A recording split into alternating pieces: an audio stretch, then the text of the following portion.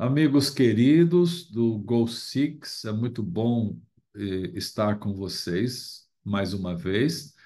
Pela programação nossa, né, Roseli, devemos estar aqui daqui uma semana, menos de uma semana, mais uma vez. Mas hoje eu trouxe um tema que eu creio que está sendo muito importante para os dias atuais. Eu ouvi agora há pouco um dos pedidos de oração relacionado com assuntos de ansiedade, com assuntos de depressão, e eu tinha uma pequena meditação feita há alguns anos atrás, que eu apresentei numa igreja, e eu particularmente aprecio aquela meditação, porque ela vem servir para todos nós de conforto, de ânimo, de esperança e também para organizar algum rumo nosso que não esteja corretamente sendo seguido, um rumo direito junto com o Senhor Jesus Cristo. Há muitas razões hoje pelas quais nós podemos perder o rumo, sabe? Nós vivemos numa vida muito complicada, numa vida muito agitada. Agorinha há pouco falamos com alguém que está aqui na mesma cidade que eu estou, e somente a região aqui da cidade é diferente.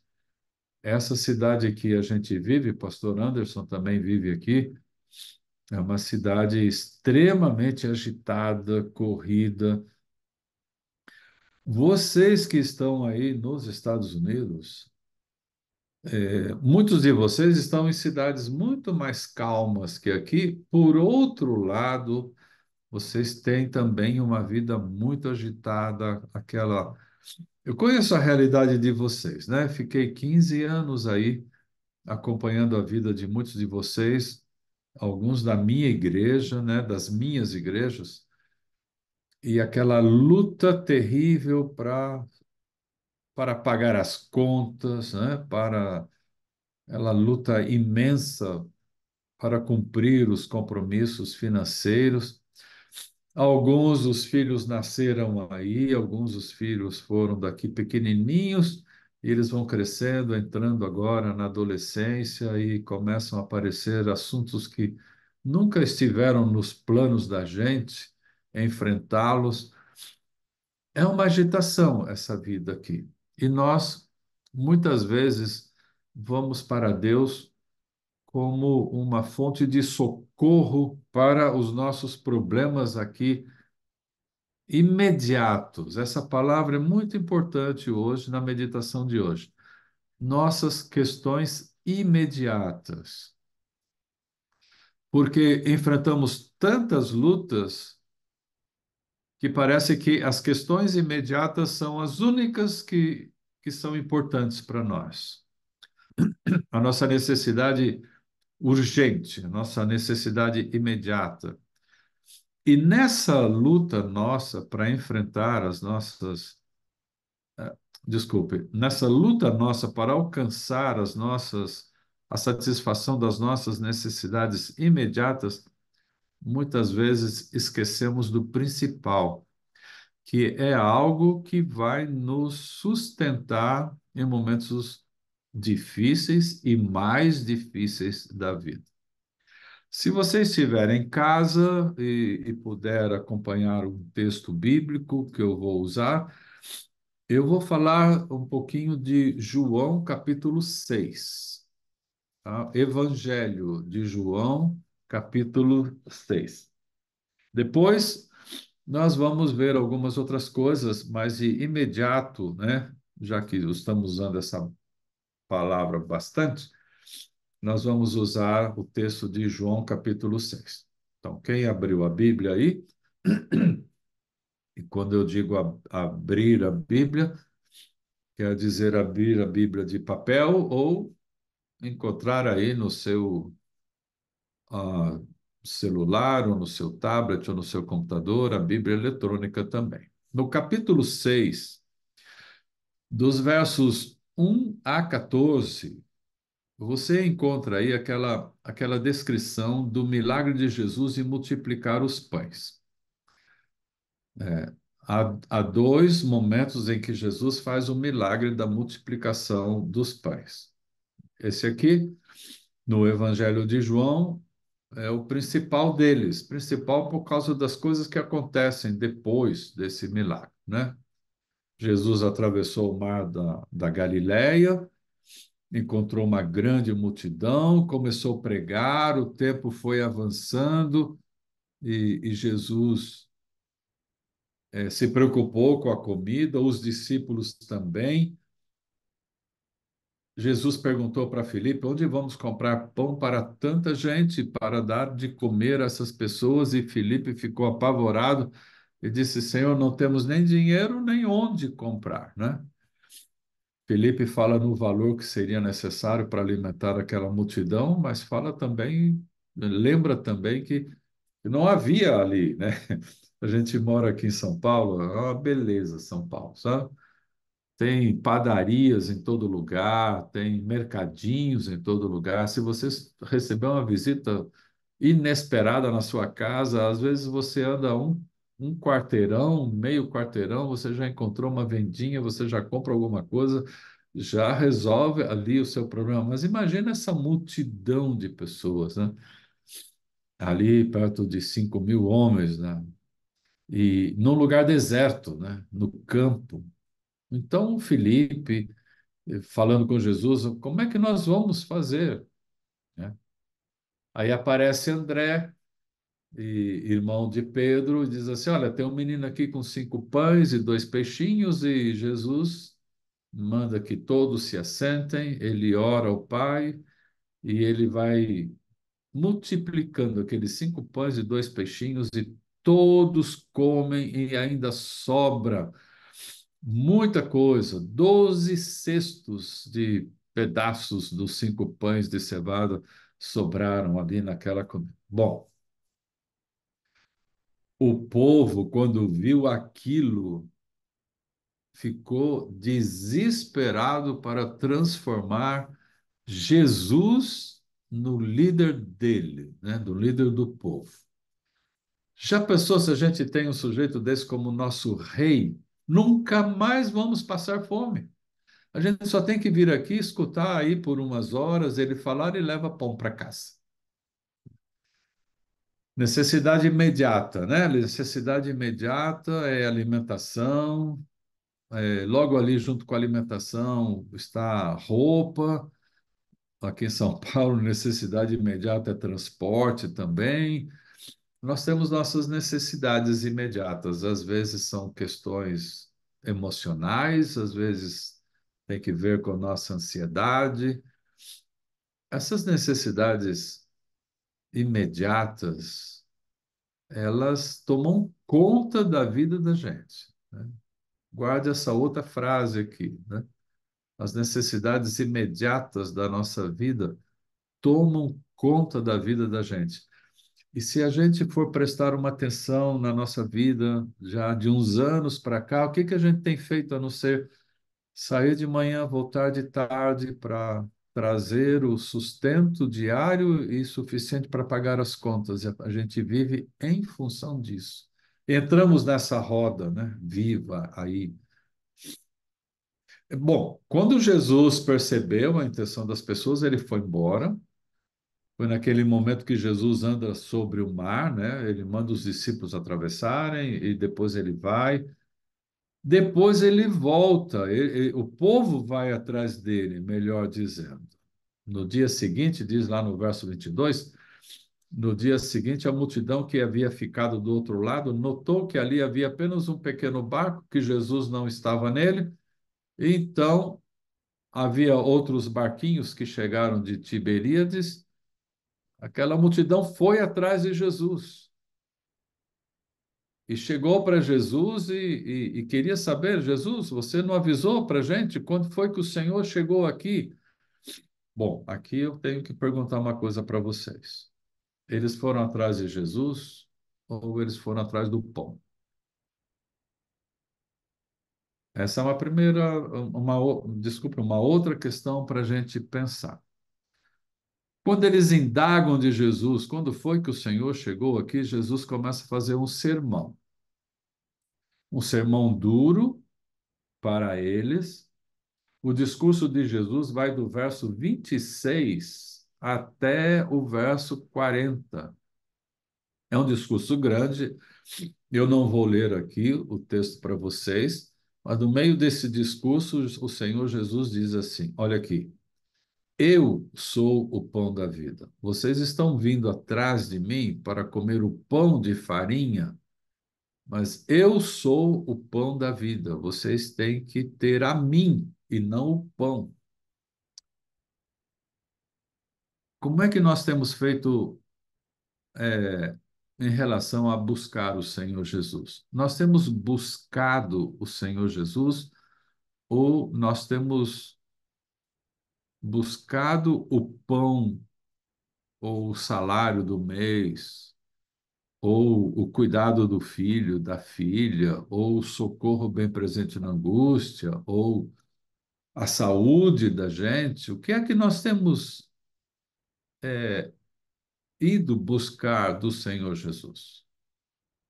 Aquelas pessoas foram atrás de Jesus por causa do pão, e Jesus agora começou a dizer para elas: Olha aqui, eu sou o pão da vida. Vocês precisam comer esse pão aqui, que sou eu. Eu sou o pão que desceu do céu. Aí eles começam a discutir com Jesus e vão até falar de do maná. Lá no verso 47, Jesus diz assim: Eu sou o pão da vida. Os pais de vocês comeram o maná e morreram. Esse é o pão que desce do céu, para que todo o que dele comer não pereça. Então, Jesus está dizendo assim: vocês estão atrás de um pão que amanhã vocês precisam dele novamente.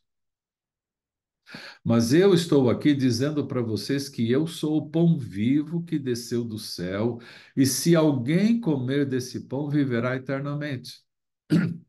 Eles começam a discordar de Jesus. E por que eles estão discordando de Jesus? Porque eles foram buscar o pão, comida, pão físico, o pão que mata a fome por umas horas. E Jesus está dizendo: vocês precisam de um pão que leva vocês para a vida eterna. Nos versos seguintes, eles chegam a ficar escandalizados de Jesus. E um pouquinho depois, aí na descrição, eles começam a se retirar de perto de Jesus. Por quê? Porque eles foram buscar pão. E Jesus agora está passando um sermão para eles, está pregando um sermão. E eles, quase que eu posso assim perceber nessa cena, né? A gente quando lê uma, um relato bíblico, a gente precisa imaginar a cena, sabe? Jesus, os discípulos, o povo, o pão, o peixe, o menino do peixe. Você tem que formar uma imagem mental daquilo que você está lendo ali. Eu posso agora, nessa imagem mental que eu sempre faço quando leio aqui esse texto, imaginar alguns deles, ou quase ver alguns deles dizendo para Jesus assim: Ei, a gente só quer pão, dá logo o pão para a gente assim. E Jesus continua falando do pão que dá a vida eterna. E eles falam assim: Olha, quer saber de uma coisa? Nós vamos embora, porque vou chegar lá em casa, vou fazer o pão, vou comer, mas aqui não vai sair mais nada hoje. Eles se escandalizam de Jesus, abandonam Jesus, vão saindo, vão indo embora, ficam ali poucos. Agora chegou num momento que, se você estiver com a Bíblia, eu quero que você leia. Se você não estiver com a Bíblia agora, eu quero que você ouça com muita atenção, porque essa é a frase-chave da nossa meditação de hoje e ela precisa ficar aí na sua memória para o resto da vida. Veja o verso 66. Diante disso, muitos dos seus discípulos abandonaram a Jesus e já não andavam mais com ele. E aí Jesus olhou para aqueles que ficaram em volta, que eram os 12, né? Mais alguns ali, pouquinho de gente comparado aos 5.000 homens que estavam no dia anterior. E Jesus pergunta para eles, no verso 67, será que vocês também querem se retirar? E o verso 68, esse é o verso para ficar na memória. Então Pedro respondeu: Senhor, para quem iremos? Essa é a frase para você ter hoje no seu coração e nunca mais sair do seu coração. Para quem iremos, se não for para Jesus? Ele continua dizendo: O Senhor tem as palavras da vida eterna. E nós acreditamos e conhecemos que o Senhor é o Santo de Deus. A multidão foi embora, porque ela havia vindo somente para buscar pão para comer. Mas Pedro, que estava ali com a mesma fome da multidão, quando Jesus perguntou para os discípulos: Vocês também vão embora? Pedro disse assim: Para quem nós iremos? Queridos, nós temos nossas lutas, sabe? Nossas lutas não são pequenas. Alguns de vocês têm lutas maiores do que os outros, mas todos têm as suas lutas. A questão é: eu vou a Jesus por quê? Por que razão? Eu vou só por causa das minhas lutas ou eu vou para Jesus porque eu não tenho outro lugar para ir, na verdade? Jesus havia dito para a multidão assim: Em verdade, eu digo para vocês que vocês me buscam não porque vocês viram sinais, mas porque vocês comeram o pão e mataram a fome. Isso é uma religião conveniente. Não sei se você já parou para meditar, para pensar que existe religião conveniente. Eu vou dar poucos exemplos aqui, você vai pegar o resto. Existe aquela religião que promete curar e enche de pessoas lá naquela igreja, vou chamar assim, naquela comunidade. Por quê? Porque lá se promete curar. Curar fisicamente, curar emocionalmente, e as pessoas vão lá para serem curadas. Existe aquela religião que promete prosperidade. E cuidado quando você entrar lá, num lugar como esse aqui, sabe? Deixa do lado de fora a sua carteira, a chave do seu carro, outras coisas, porque você pode sair de lá sem nada. Há pessoas que vão lá buscar prosperidade, querem ficar mais ricas, querem comprar uma casa. Não, não está errado de jeito nenhum comprar casa, mas às vezes o desespero de não ter uma casa leva você para lá para isso.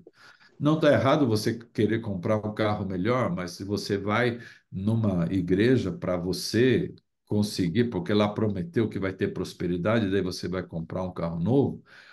Há pregadores que prometem que você vai ter o seu dinheiro dobrado no fim do mês se você entregar tudo para Jesus, e você entrega e depois fica sem nada, né? Bom, mas o que levou você lá foi a busca da prosperidade. O que levou você lá foi a busca de se livrar dos problemas do cotidiano. Existe aquela outra igreja que promete que se você entrar num grupo de oração, seus problemas pessoais, suas lutas vão desaparecer. Cuidado, porque isso pode estar até no meio da gente, sabe? Se você entra num grupo de oração para os seus problemas desaparecerem, eu sinto dizer isso para você, em algum momento você vai ficar frustrado. Porque há pessoas que estão em grupos de oração e ficam abatidas, e ficam tristes, e ficam acabadas assim em algum momento. O objetivo de entrar num grupo de oração não é você eliminar os seus problemas. O objetivo de você entrar no grupo de oração é você se ligar com Deus.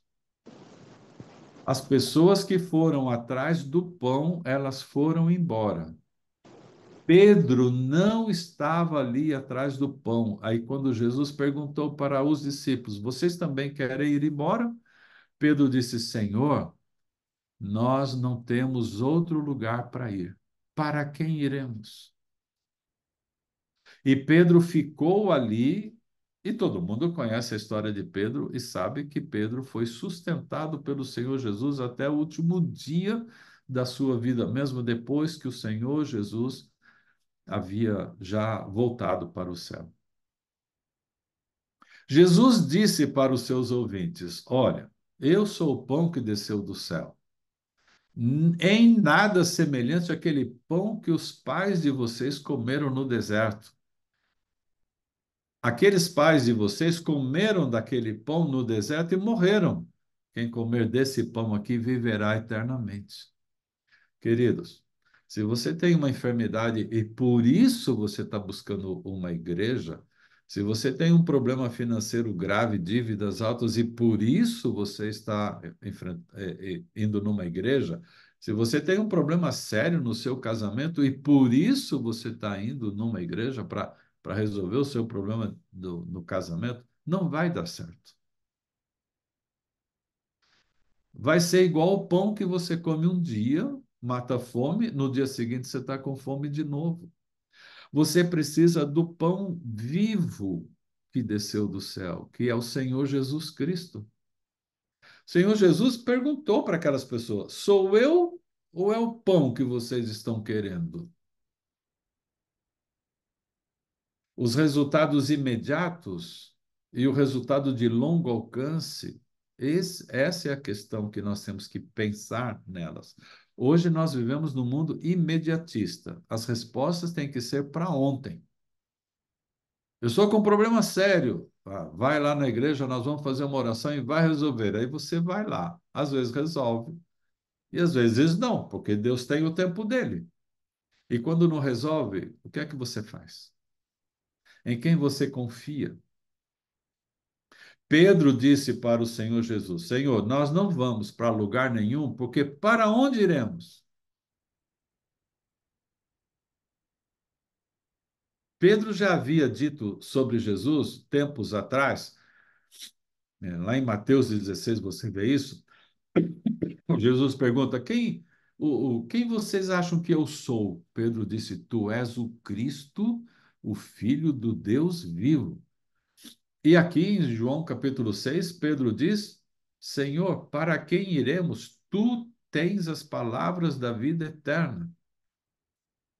O que Pedro está dizendo para Jesus é o seguinte: os outros foram, mas nós sabemos que o Senhor é o nosso Salvador. Para quem iremos?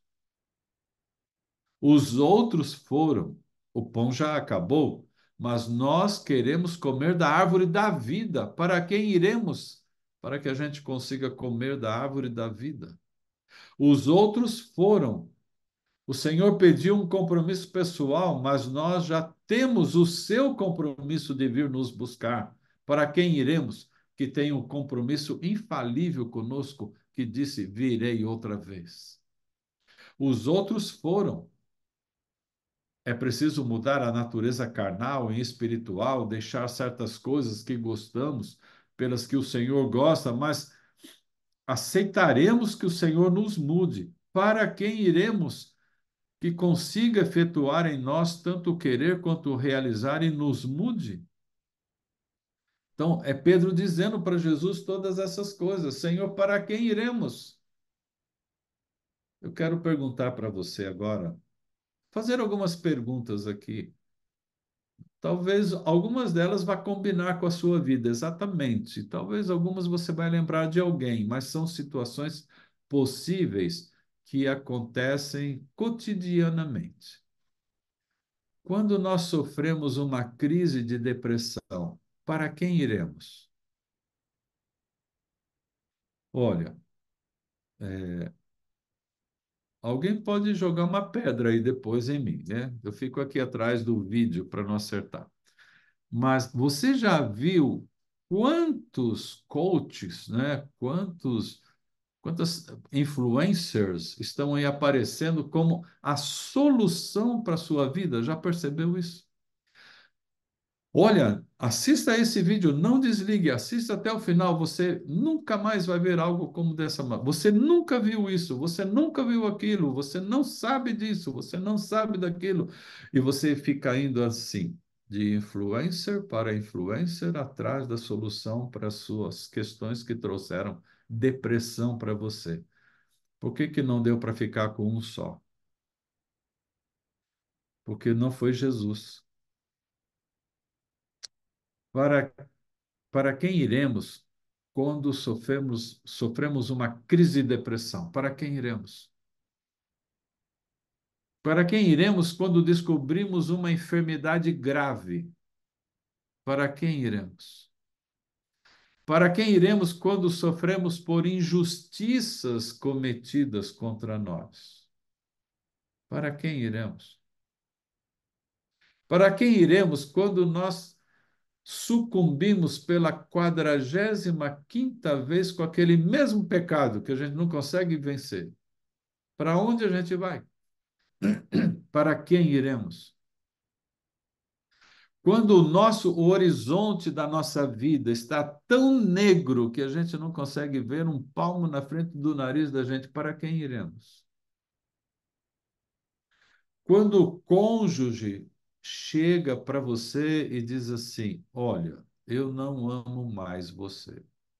Quando ele vem e diz isso, está sendo até um pouco elegante, mas o pior é quando faz as coisas que não deve fazer sem falar nada.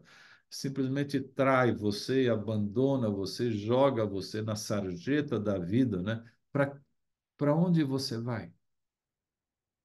Para quem iremos? Para quem iremos quando o melhor amigo que a gente tem trai a confiança da gente? Para quem iremos? Para quem iremos quando a morte nos esfaqueia, roubando nossos queridos? Para quem iremos? Para quem iremos quando o casamento acertado foi desmarcado? Acontece dos dois lados, viu, gente? Não é só rapaz que deixa a moça, tem moça que deixa o rapaz também. Tudo certo, tudo combinado, tudo pronto, não vai ter mais casamento. Uma vez eu estava numa igreja e uma igreja que tinha um serviço de teleatendimento, e a pessoa lá estava de férias e pediram para que alguém pudesse cobrir as férias dessa pessoa que atendia. Era um tipo de CVV, alguma coisa assim, que essa igreja tinha, voluntariamente. Eu estava lá, passei uma semana trabalhando como voluntário para cobrir a pessoa que atendia, quem telefonava para lá buscando ajuda. Começaram a apertar a campainha da igreja num domingo à noite, apertava, apertava. Eu desci da sala, fui lá na frente, pessoas de roupas, de gala, homens de terno, mulheres de vestidos longos chegando. Eu disse assim: a gente veio para o casamento. E eu perguntava assim: que casamento? A igreja fechada, toda apagada, né? Eu não era o pastor da igreja, eu era estudante ainda de teologia, mas estava lá fazendo um serviço voluntário por uma semana. E aí o convidado foi embora, subi, daqui a pouco tocaram a campanha de novo, desci, outros convidados, todos muito bem vestidos. A gente veio para o casamento, está tudo apagado. Eu consegui falar com muito custo com alguém que conseguiu informar para mim: olha, não vai ter mais casamento. O casamento foi cancelado um dia antes. Não deu tempo de avisar os convidados, nada. Para quem a gente vai quando o casamento é cancelado?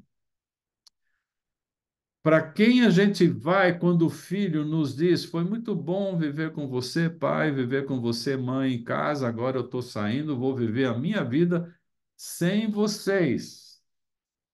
Para quem iremos, né? E alguns de vocês aqui, eu sei da história de alguns de vocês, têm orado pelos filhos desesperadamente, porque estão no caminho da morte, né? O caminho do vício, o caminho da perdição. Para quem? Para onde a gente vai? Quando o chefe nos chama e diz assim: amanhã você não precisa vir mais. Passa ali no RH, faz os seus acertos, não precisa vir mais, vão pagar tudo. Você fala assim: ah, legal que vão pagar tudo, mas o mês que vem eu vou receber de onde, né? Para quem iremos quando o trabalho acaba? Pedro disse para o Senhor Jesus assim: Senhor, para quem iremos? A multidão pode ir embora, Senhor, mas nós não não arredaremos o pé daqui. Para quem iremos? O Senhor tem as palavras da vida eterna e nós temos crido e conhecido que tu és o Santo de Deus. Queridos, nossa vida é uma vida de luta, sabe? Todos nós temos lutas. Quando eu trabalhava, eu tinha minhas lutas, agora aposentado, eu tenho outras lutas, mas eu tenho lutas. Homens têm lutas, mulheres têm lutas, esposos têm lutas, esposas têm lutas, pais têm lutas, filhos têm lutas. Para quem iremos?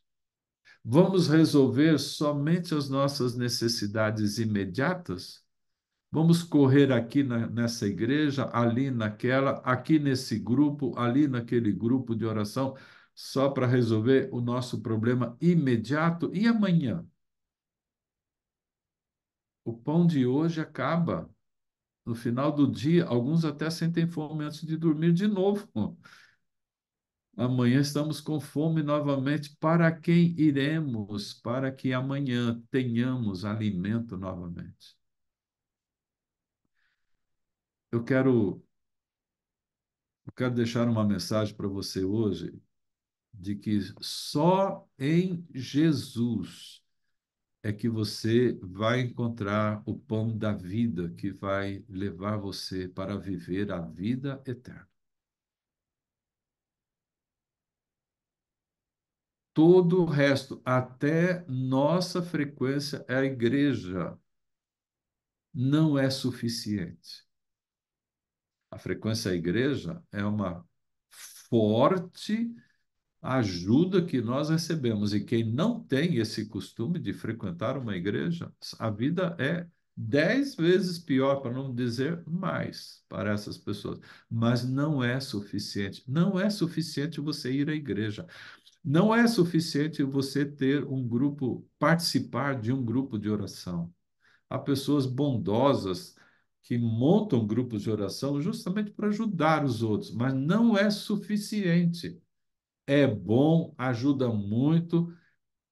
Há momentos na sua vida que, se você não tivesse aquele grupo de oração, você não sobreviveria, mas não é suficiente. Você precisa de mais, mais alguma coisa. E esse mais é Jesus. Mas, pastor, se eu estou no grupo de oração, se eu estou na igreja, eu não estou com Jesus? Não necessariamente. O objetivo é que você esteja com Jesus quando está num grupo de oração. O objetivo de quem criou aquele grupo de oração é esse, que você esteja com Jesus. O objetivo de quem organizou uma igreja o objetivo é esse, que ao você frequentar a igreja, você esteja com Jesus. Mas não necessariamente acontece isso na sua vida, porque você precisa de algo mais de relacionamento com Jesus do que ir à igreja, do que entregar um pedido no grupo de oração. Você precisa de Jesus dentro de você, no seu coração.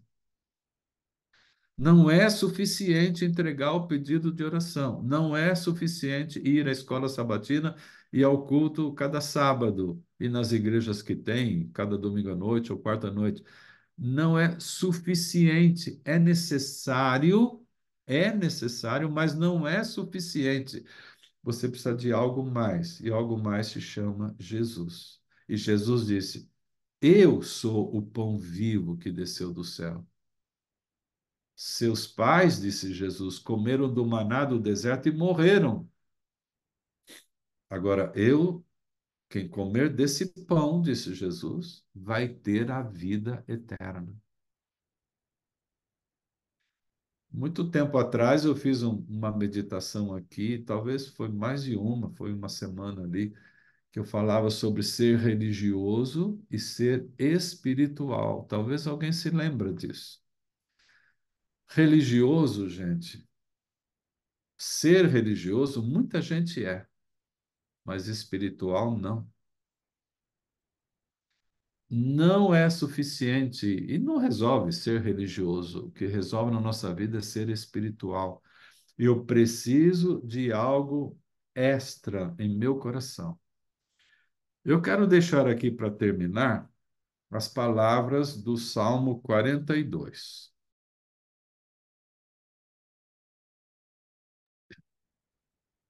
Se você quiser aí ler junto, ou depois você pode ler depois que terminar também, hoje à noite, tá bom? Salmo 42, versos 1 e 2. Depois vamos ver mais dois versos para frente do Salmo. Salmo 42, 1 e 2. Como a corça suspira pelas correntes das águas, assim por ti, ó Deus, suspira a minha alma. Olha só, ele não está falando aqui, ó Deus, como eu estou angustiado pela minha saúde, pelo meu casamento, pelo meu filho, como eu estou angustiado pela solução dos problemas da minha vida. Não, o salmista não está dizendo. O salmista está dizendo assim: como a corça suspira pelas correntes das águas, assim por ti, ó Deus, suspira a minha alma. O seu suspiro tem sido, né? Sabe o que é o suspiro aqui, né? É quase um gemido, né, que a gente tem. O seu suspiro, o gemido que você tem aí, tem sido pela sua saúde ou pela presença de Deus? Tem sido pelo seu casamento ou pela presença de Deus? Tem sido suas questões financeiras ou pela presença de Deus? Olha o verso 2. A minha alma tem sede de Deus, do Deus vivo. Quando irei e me verei perante a face de Deus? A gente falar de sede numa cidade como essa aqui de São Paulo, onde vocês moram, você abre a torneira, tem água. Não dá nem para entender esse verso direito. Naquela região da Palestina, onde o salmista escreveu isso, eles carregavam água nas costas para ter água onde eles fossem, e às vezes eles passavam sede de verdade. E por isso, quando ele fala aqui, a minha alma tem sede de Deus, ele está falando de uma coisa angustiante. Eu quero esse Deus comigo. E olha o que ele fala no verso, no final desse verso. Quando irei? Quando? Quando a gente faz essa pergunta, é porque a gente já está indignado com a demora. Quando irei, verei e me verei perante a face de Deus?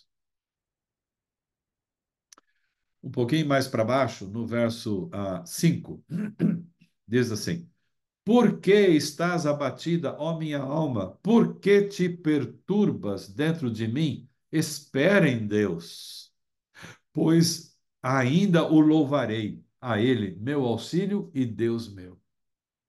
Então, eu estou um pouco depressivo hoje. Olha, eu quero dizer para vocês uma coisa: depressão não é pecado, tá? Hoje em dia, os médicos, os bons médicos, já sabem que há um desequilíbrio ali nas questões químicas, né? Nos elementos químicos do nosso cérebro, há problemas ali de conexão entre os neurônios e tudo mais. A vida tem feito esse negócio acontecer com mais frequência em nós. Mas quando você se sentir assim, ansioso, ansiedade é outro negócio que está pegando muito, depressivo, abatido, desanimado, alguém que desistiu mesmo, leia esse verso 5 aqui. Por que estás abatida, ó minha alma? Por que te perturbas dentro de mim? Espere em Deus, pois ainda o louvarei. Olha, lembra que eu falei de necessidade imediata? Necessidade imediata é você comer o pão daqui meia hora. Mas essa questão aqui, o salmista diz: ainda o louvarei. Talvez não seja hoje, talvez não seja amanhã, mas eu vou louvar a Deus em algum momento para sempre, por toda a vida. Viver de esperança na promessa que Deus fez, nas promessas que ele fez de nos salvar, de nos livrar, né? E ele chama Deus meu. O salmista tinha Deus no seu coração.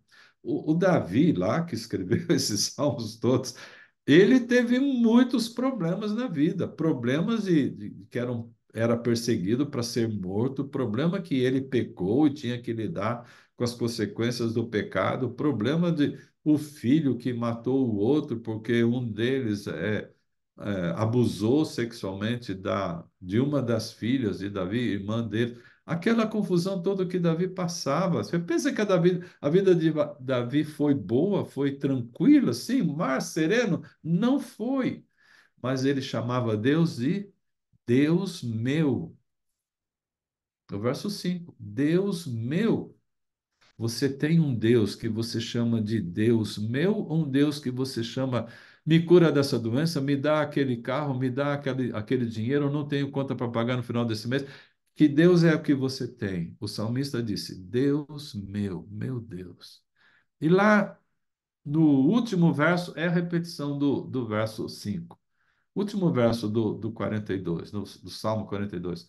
Por que estás abatida, ó minha alma? Por que te perturbas dentro de mim? Espera em Deus. Olha, não é necessidade imediata. É um assunto de vida eterna. Vai dar certo no final. O que o salmista está dizendo aqui para ele mesmo é: não deu certo hoje, mas vai dar certo no final. Não vai dar certo amanhã, mas no final vai dar certo. Espera em Deus, pois ainda o louvarei. Eu ainda o louvarei. Lembrou de alguém que disse que ele, com seus olhos, ia ver a Deus novamente? A história de Jó. Perdeu todos os filhos, todos os bens, toda a saúde, perdeu tudo. E aí ele fala assim: mas eu sei que o meu Redentor vive e por fim se levantará, e eu o louvarei, e com os meus olhos o verei. Queridos, a vida não é fácil. As lutas são grandes, mas você precisa ir a Deus não para buscar o pão de hoje, mas para Ele ser o seu Deus. Hoje, amanhã, na semana que vem, no mês que vem, no ano que vem, até o último dia da sua vida aqui, que pode ser que termine a sua vida com o sono da morte para esperar a volta de Jesus, ou pode ser que termine com aquela glória majestosa no céu, o Senhor Jesus vindo. Até lá, até esse dia, chame o seu Deus de meu Deus, como o salmista chamou. E repita, na hora das tentações, da fraqueza, repita o que Pedro disse para Jesus: Senhor, para quem iremos? Não temos ninguém mais, só o Senhor tem as palavras da vida eterna. Que Deus abençoe você,